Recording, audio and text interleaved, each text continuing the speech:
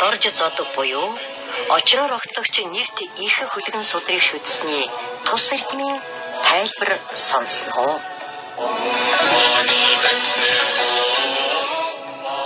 Эхэм сонсогчдоо та бүхэн очроор огтлог судрын 2 дугаар бүлгийг бүлээн авч сонсноо.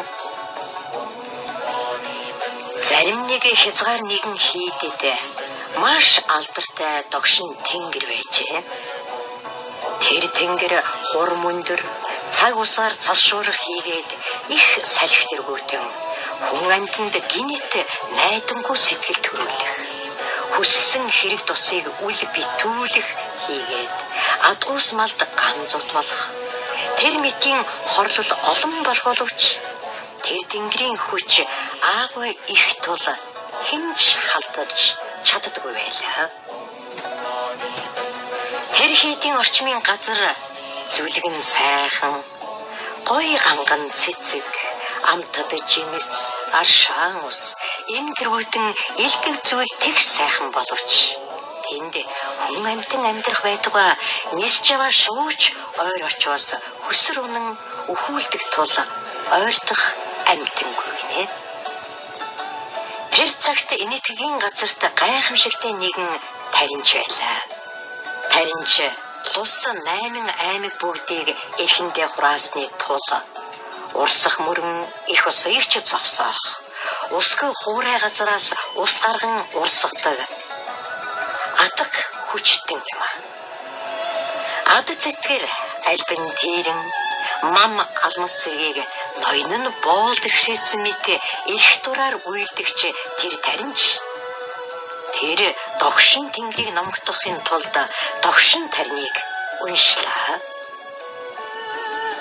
Шөндөлийн цагт тэр тэнгэр таринчийн бүх үгсийг таслаад толгойг нь хагалж өхүүлээд хүүрийн гатаа хайсныг бүгдээрээ үзэж мэдлээ.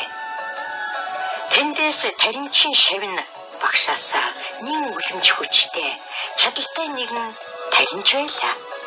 Тэр таринч багшигаа муу авирт догшин тэнгэрт алгадсныг мэдээд тарин бүхий хэрэглэн аваад тэр хийдэд орж муу үнэлтнийг шатааж асар ууралсан дүрээр догшин тариныг уншлаа. Даруйд тэр тэнгэр бээр таринчийн зүрхэнд орж цусаар бөөлжүүлэн өхүүллээ. Тэр цагт тэнд агч улсад очроор огтлогч судрыг ядан болгон уншдаг нэгэн өчүүхэн тойн байжээ. Тэр байдлыг тойн сонсож мэдээд ин сэтгэж тэнцлийн үүлэнд өгсөн 2 таринч тэднийг өхүүлсэн догшин тэнгэр энэ гурав хөөрхий маш их хилэнцэт тул би тэр хийдэд очиж очроор огтлогчийг унсгай гэж сэтгэхэд хүдсийн савыг аваад очиход тэнд газар орны хүмүүс өгүүлжээ. Тойн та тэр аюулт оронд бүү очтугай. Амьд гарч ирсэн хүн гэж үгүй. Тэр 2 таринчийн үхлийг үзвэл тэсч гарч чадахгүй. Тэмийн тулд хөгшин ургууд хийгээд биднийг төвчин орхиж бүү яв гэж ядасанд тойн өгүүлрэн.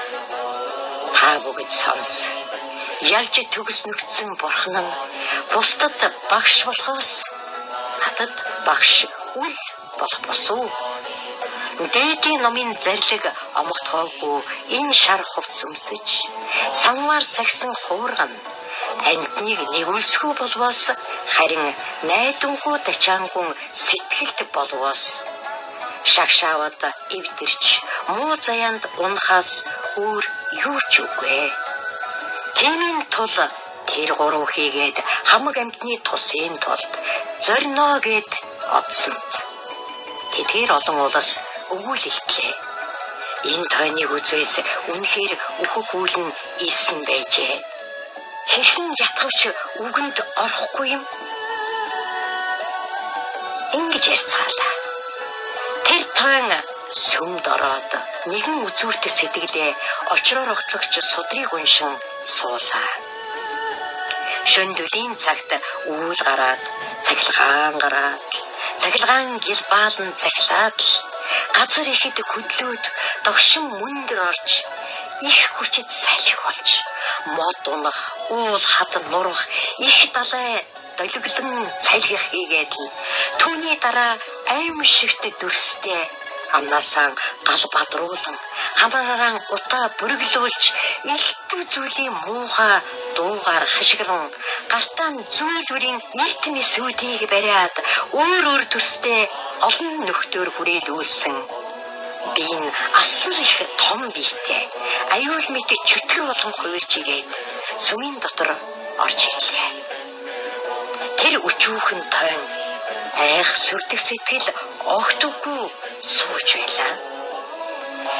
Ай хөрхийн муу үйлийн ихээр ийм төстэй, ийм зовлонтой амтан болдог байжээ гэж өрөөдөн нэгүүлсэн сэтгэж очроор огтлогчийг уншсан суухад түүнд халдаж тэмцэх сэтгэлгүй болж номын дууг сонсоод тэр чөтгөрийн дүр амирлангүй боллоо.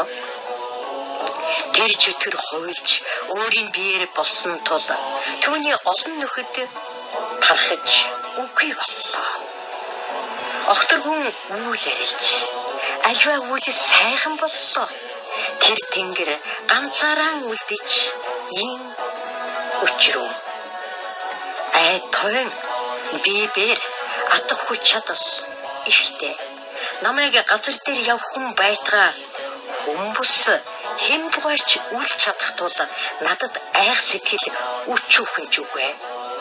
Тийм атал чиний амийг таслах гэж ирээд харин өөр хэлэн минь алга болж амирлан хүч чадал минь их л шантарсан бололтой санагдлаа гэж бишрэх сэтгэлээр хоёр алгаан хамтдагч баруун өвдгөн хөсөр сүгдэж ийм өчрөө. Ай тойн намайг нэгүүлсэж энэ судрын дууг сонсон соёрхоо гэж өчсөнд тойн өгөөдрөн энэ намайг урд нөхцсөн түүнчлэн элсэн бурхад номлосон болноо. Билгүүний чанд хязгаарт хүрсэн очроор огтлогч нэр дэх хөлгөний судар. Үүний уншвас, бичвэс, бичүүлвэс, аббас, дууг сонсоос, элтв сайн үйлбүүд дэлгэрэх болноо.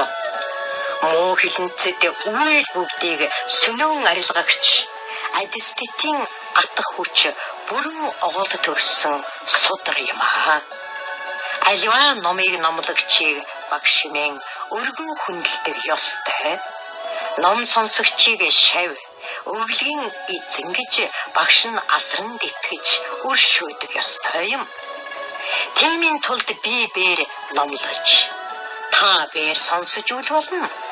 Тэр юуны тулд гэвээс би бээр Бурхны сургаалаар хилэнцэд үйл үрийг твчиж хамаг амьтанд туслах зэрэг буйны үйлсээс бус өөр үйл явдал надад үгүй юм аа. Өөрөө бээр дээрэнгүү омогтой болоод уур хилэн ихтэй нүгэл хилэнцгийг цээрэлдгүй. Бусдын зовлон мэдэж асрах сэтгэл үгүй. Чамд харин алах зэргийн харш явдал маш олон тул. Ялангуяа амьтны энийг таслах тэргүүтэн хатуу хүнд бэрх нүгэл хилэнцгийг чи үйлдэх тул. Чи бид хоёрын ив тангараг нийхгүй гэхэд тэр догшин тэнгэр өгүүлрүүн би эдгээс хойш аливаа нүгэл хилэнцгийг твчиж Бурхны сургаалд орж Бурхны шашинд тус хүргэсвэ гэж ам авч очроор огтлогч номыг сонсож номд орж номх тогтгоо. Тэр тань очроор огтлогчийн адиститээр догшин тэнгэрийг номхотоод номд оруулсныг тэр орон газар зүгийн хамаг улс үзэж мэдээд очроор огтлогчийн судрыг бичих, бичүүлэх, өөрийн залж ядан болгон унших, уншуулах, элдв зүйлийн тархил өргөх, орой дээрээ залж, гэр хүрээгүй эргэх, мөргөх зэргээр тус тусдаа аль болохоор дахин шүтсний буйнаар энэ насанд цаг үеийн өхөлгүй, урт наслан хойд заяанд сайн төрлийг олцоолоо. Очроор огтлагчийн аж тусаар өчүүхэн тойн ертөнцийн догшин тэнгэрийг номготоод бас амьтныг сайн төрөлд оруулсан хоёрдугаар зүйл энэ болно.